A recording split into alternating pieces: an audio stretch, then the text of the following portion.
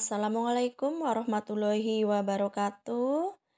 Ya, jumpa lagi di video pembelajaran matematika kelas 8 dengan saya Bu Retno ya.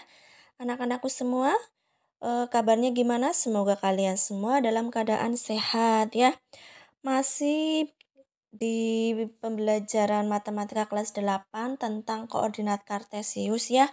Namun, kali ini yang akan dibahas yaitu tentang posisi titik terhadap titik tertentu atau terhadap titik A, B. Kalau di video sebelumnya itu kan kita belajar menentukan koordinat titik terhadap titik 0,0. Anak-anakku semuanya bisa perhatikan bidang kartesius berikut ini. Di sini ada banyak sekali titik koordinat ya. Ada banyak sekali titiknya di sini. Ada titik A, B, C, D, E, F, G, H. Nah, nanti kita akan belajar bersama menentukan koordinat titik ini terhadap titik yang lain.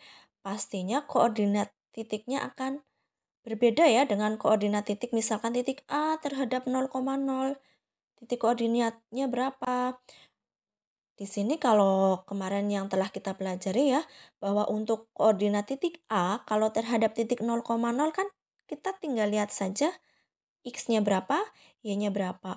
A di sini lurus dengan sumbu X di titik 3 dan A di sini lurus dengan sumbu Y di titik 6. Itu berarti kalau koordinat titik A terhadap titik 0,0 ya 3,6.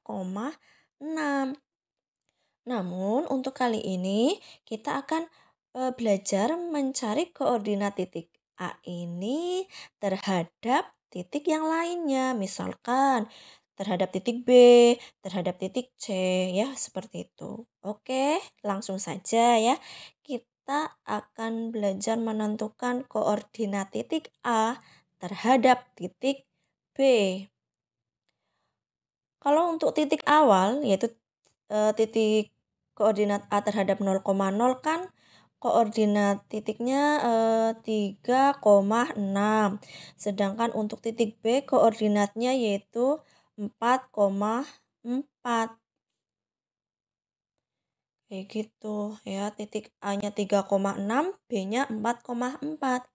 Nah, lalu bagaimana cara kita menentukan koordinat titik A ini terhadap titik B? Caranya ya, kita bisa menggunakan cara gini. Jadi titik awal dikurangi titik acuan. Sekarang acuannya bukan 0,0 tapi sudah pindah ke B. Ya, yang menjadi acuan adalah titik B-nya karena yang akan kita cari itu koordinat titik A terhadap titik B. Kita bisa gunakan cara yaitu titik awal dikurangi titik acuan, baik untuk menentukan X atau Y-nya. Di sini ya, koordinat titik awalnya X-nya kan 3. Kemudian titik acuan titik B-nya X-nya 4. Berarti untuk menentukan X-nya kan tinggal 3 dikurangi 4. Ya, ini begini. Koordinat titik A terhadap titik B. X-nya titik awalnya itu 3 dan titik acuannya yaitu titik B, X-nya adalah 4. Maka di sini ya 3 dikurangi 4, koma. Y pada titik awal 6. Kemudian untuk titik acuan Y-nya 4, berarti ya tinggal 6 dikurangi 4 begitu. Jadi koordinat titik A terhadap titik B koordinatnya adalah negatif 1,2 ya. Negatif 1 itu dari 3 dikurangi 4 hasilnya negatif 1. Kemudian yang 6 dikurangi 4 hasilnya 2. Oke, biar lebih paham lagi, saya kasih contoh lagi. Saya ambil di daerah sini ini. Kalau koordinat titik C terhadap titik 0,0, koordinatnya itu adalah C lurus negatif 4, di sini Y-nya 3, berarti koordinat titik C adalah negatif 4, 3, dan di sini titik koordinat D terhadap 0,0. Berarti koordinatnya adalah negatif 6,5. Begitu ya. Jadi koordinat titik C terhadap 0,0 adalah negatif 4,3 dan koordinat titik D terhadap 0,0 adalah negatif 6,5. Lalu bagaimana untuk koordinat titik C terhadap titik D?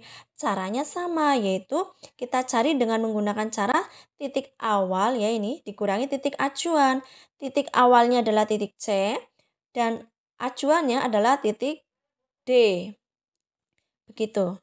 Sehingga koordinat titik C terhadap titik D di sini negatif 4 itu X awalnya. Kemudian untuk negatif 6 adalah X acuan. Maka diperoleh negatif 4 dikurangi negatif 6. Sehingga X-nya menjadi negatif 4 ditambah 6. Begitu. Lalu untuk Y-nya juga sama. Ya, Y awalnya kan 3. Dikurangi Y acuan yaitu 5. Tinggal kita tulis 3 dikurangi 5. Maka hasilnya untuk koordinat titik C terhadap titik D berarti kalau negatif 4 tambah 6 hasilnya itu 2 ya. Dan untuk 3 dikurangi 5 hasilnya negatif 2. Sehingga koordinat titik C terhadap titik D 2, negatif 2. Oke. Saya lanjut lagi biar kalian lebih paham. Untuk koordinat di sini, titik E, koordinat titik E kalau terhadap 0,0 berarti titik E di sini negatif 5, negatif 5. Lalu kalau di sini F, koordinat titik F terhadap 0,0 berarti negatif 3, negatif 3. Iya, seperti itu. Nah, sekarang bagaimana koordinat titik E terhadap titik F? Masih dengan cara yang sama, yaitu titik awal dikurangi titik acuan.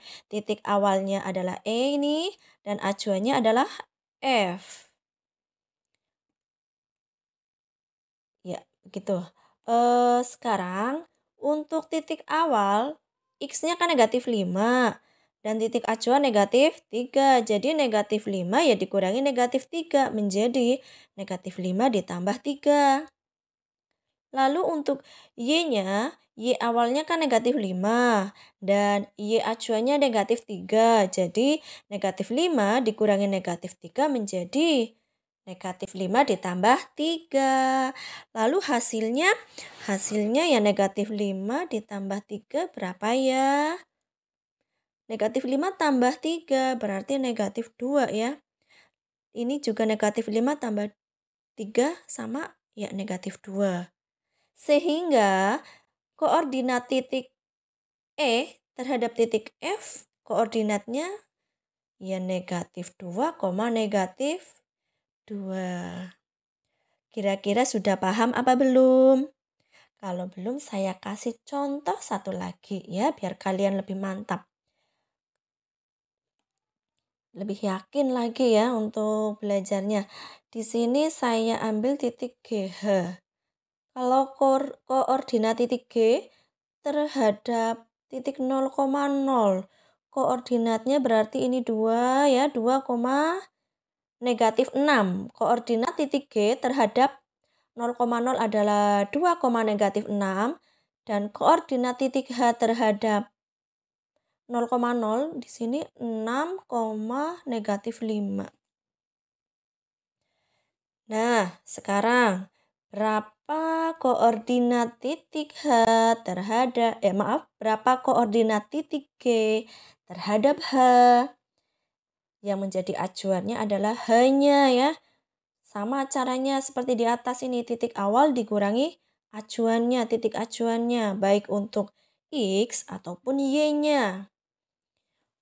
Oke, sekarang gini. Untuk titik awal, X-nya 2. Kita kurangi titik acuan, di sini X-nya 6. Jadi ya untuk X ya 2 dikurangi 6.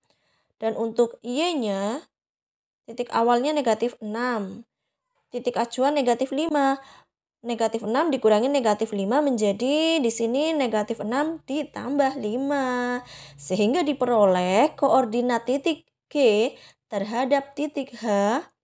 Kalau 2 dikurangi 6 hasilnya kan negatif 4 ya.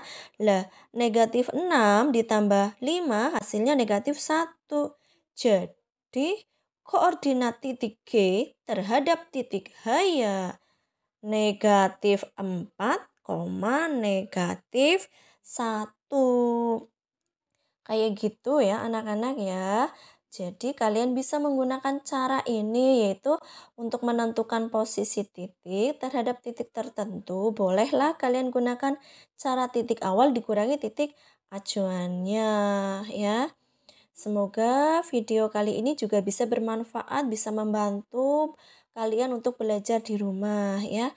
Oke, sekian video pembelajarannya. Tetap semangat untuk belajar. Semoga video ini bisa membantu kalian belajar dari rumah. Terima kasih. Wassalamualaikum warahmatullahi wabarakatuh.